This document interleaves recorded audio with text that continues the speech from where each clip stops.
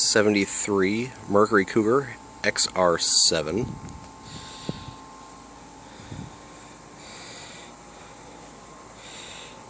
This is House of Color Midnight Blue Pearl.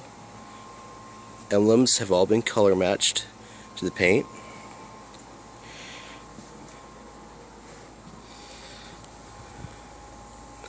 There are no patch panels on this car.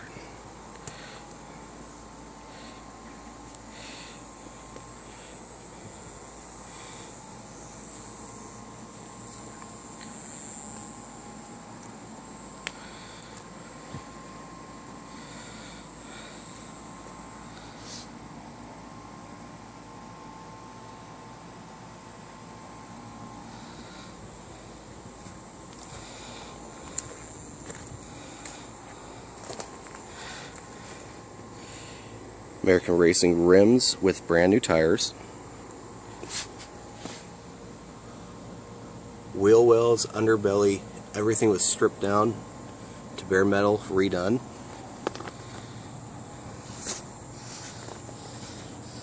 There's a couple little spots where it's been chipped and repaired. Paint's about 7 years old. There was a little bit of body work that was done here.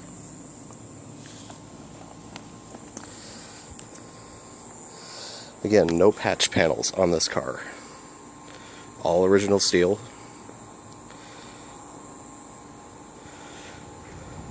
Spoiler and hood scoop are black pearl. Again, against midnight blue pearl on the main body. The only spot of rust this car ever had was right in here. Just a little bit of surface rust that was ground out, treated, reground, retreated, filled.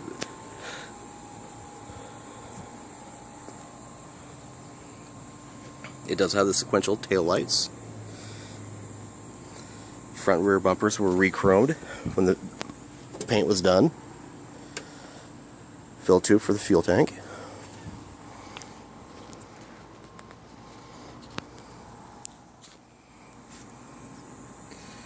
Nice, straight body.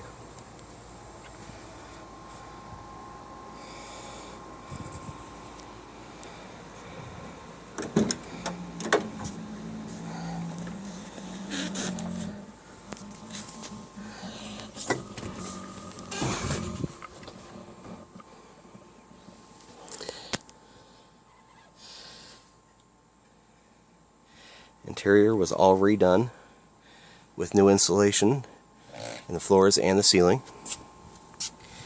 Now, this particular car originally came with houndstooth, not the typical vinyl where you see the Cougar emblem in the center. So, this material here was chosen for its colors, which match the original houndstooth, but it is a different pattern. A little bit of a softer feel to it. But this is how the original was pleated. So, very close proximity. Now, the original color for the interior was ginger. Interior door panels are reproductions.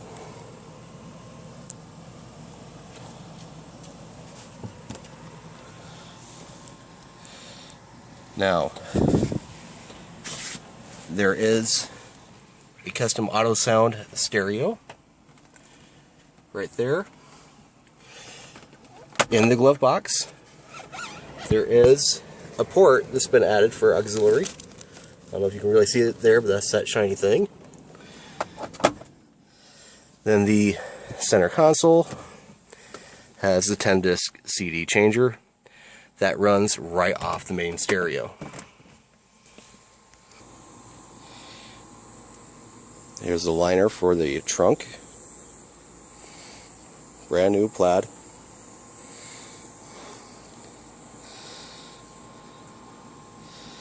Cutouts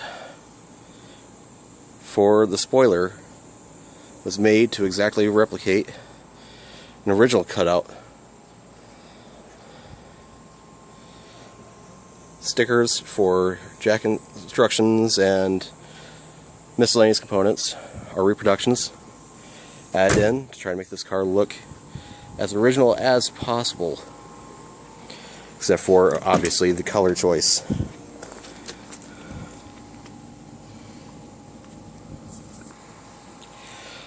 One thing I did want to show on this car, like I said, this paint job is about 7 years old, so there is some worn spots along the hood scoop. You know, could take some pinstriping, go over that and seam it right in.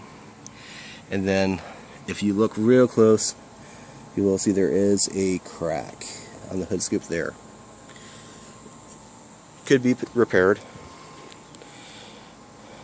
but most people never get close enough to ever even see it. And we'll go underneath the hood here.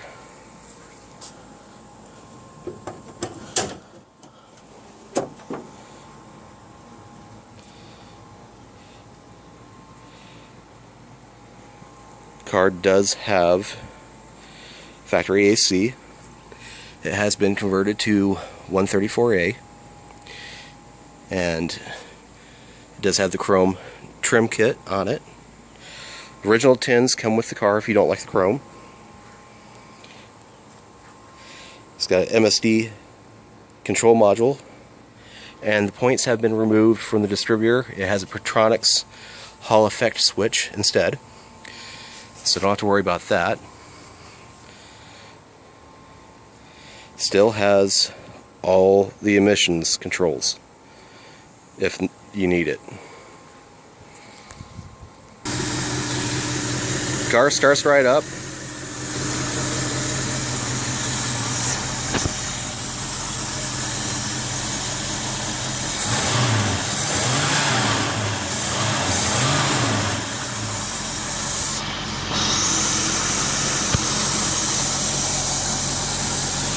It has been converted to dual electronic fans.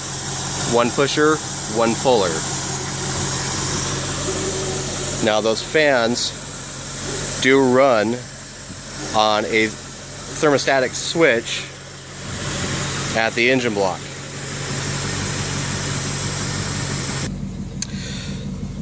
Now, jumped back to the interior here. Now, because the fans have been set to a thermostatic switch, the coolant gauge is currently not functional because we're using that thermostat to run the fans.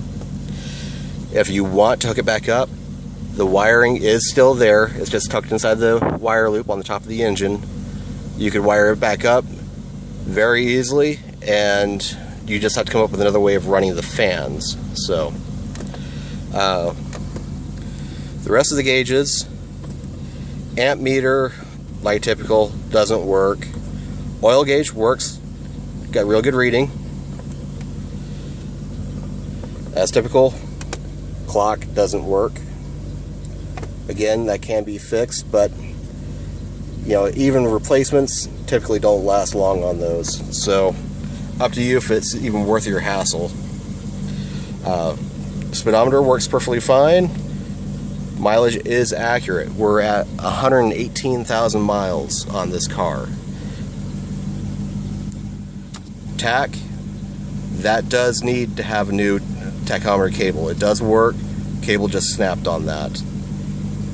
Fuel gauge, that is a problem with the fuel sender, I believe, which this does have the low fuel warning light on it. So you can't just buy a replacement for it. You have to send the sender and the fuel tank in to be rebuilt. So those are the main problems. Steering wheel, rim blow, does work. Now the one thing you see here is this crack. This steering wheel has been repaired, but this steering wheel, depending on the temperature, shrinks and grows. So this crack can be non-existent it can be pretty large. It's up to you if you want to repair it, but each time this gets repaired, it's going to crack again. That's just a typical problem with these Cougars. So, AC does work. Fan doesn't blow very hard. It's original AC. But it is nice and cold. Does have the fasten seatbelt sensor. So, runs and drives good. No problems other than the ones shown. Not sure if you're really going to be able to see the undercarriage too much here, but there are subframe connectors on this car. The anti-sway bar is the larger performance sway bar for the Mustang. All the rubber, all the parts on the suspension were replaced. It's got a 1-inch drop on the front to give it a nice rake.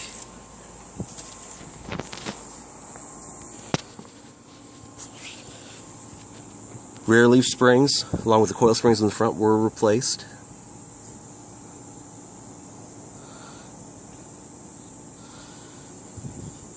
That's that fuel sender that needs to be rebuilt. This car is clean inside and out, underneath, on top, everywhere. It does have a cherry bomb muffler on it.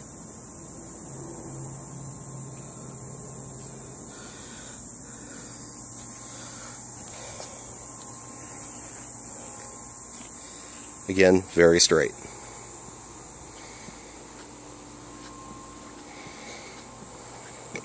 Transmission was rebuilt around 100,000 miles back in 2001, I believe. The engine itself is bone stock original, other than the dress kit and the MSD ignition and the electric fans.